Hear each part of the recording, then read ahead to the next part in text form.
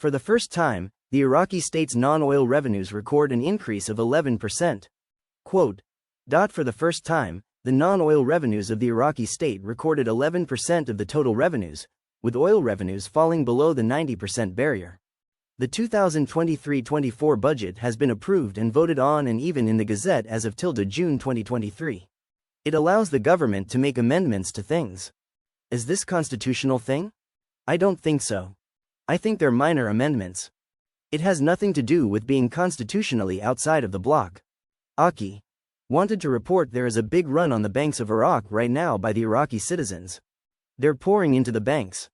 It's not happening in Aki's bank, which is in Michigan, it's happening over in Iraq. What's going on is last Tuesday, they announced to the Iraqi citizens, you have a new currency coming. So all of a sudden people started pouring in the following day on Wednesday and Thursday. We are giving you a new currency, is what triggered this. Do you think the HCL on the 14th? I can't pick a date of anything, but I can tell you this much, in my heart, quickly, now, this month. The HCL requires a new exchange rate. After the 14th, I think a lot of windows are going to be opened up. I absolutely believe they have the rate. I don't think Iraq is stalling. I think they are waiting for the go signal.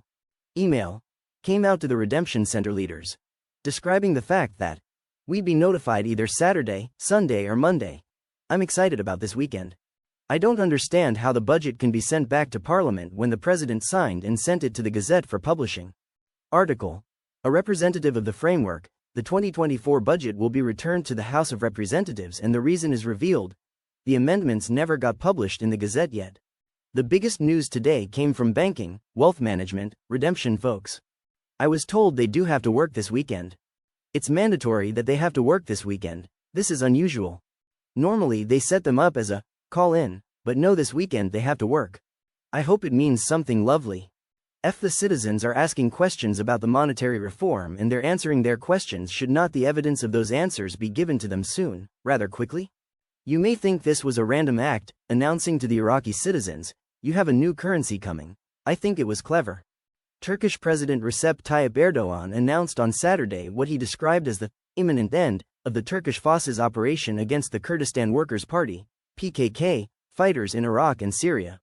Erdogan said in a statement reported by Agence France Presse, we will very soon complete the closure of the operations area in northern Iraq, northern Kurdistan region. The Turkish president added, we will also complete the missing points of the security belt along our southern border with Syria. This comes at a time when Turkish aircraft are intensifying their airstrikes on sites belonging to the Kurdistan Workers' Party in the Ahmadiyya district, north of Dohuk Governorate. The U.S. Energy Information Administration announced on Saturday that Iraq's oil exports to the U.S. amounted to more than 5 million barrels during the month of June. The administration said in a schedule seen by Shafaq news agency, Iraq exported 5.425 million barrels of crude oil to America during the month of June, at an average of 180,000 barrels per day, down from May, when Iraqi oil exports to America amounted to 5.806 million barrels, at an average of 187,000 barrels per day. She added that Iraq exported an average of 228,000 barrels per day of crude oil to America during the first week of June, while it exported an average of 164,000 barrels per day in the second week, and an average of 195,000 barrels per day in the third week, noting that the exports of the fourth week reached an average of 191,000 barrels per day.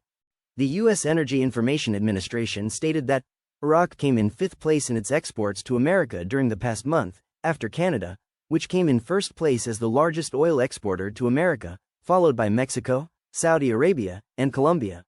With the currency economy, would you keep some of the IQD, it not exchange at all? This is something you have to decide. I can't tell you what to do. My intentions are to take about 10% of what I got, exchange it. Because that'll help me establish and get myself where I want to be. The other 90% I'm going to watch the float.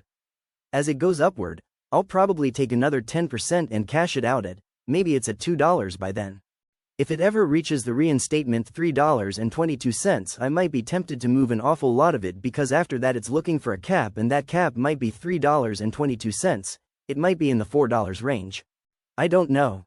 That's the sequence I'm going to follow. 10%, 10%, then eventually when it feels that it's time to move it all, we do it.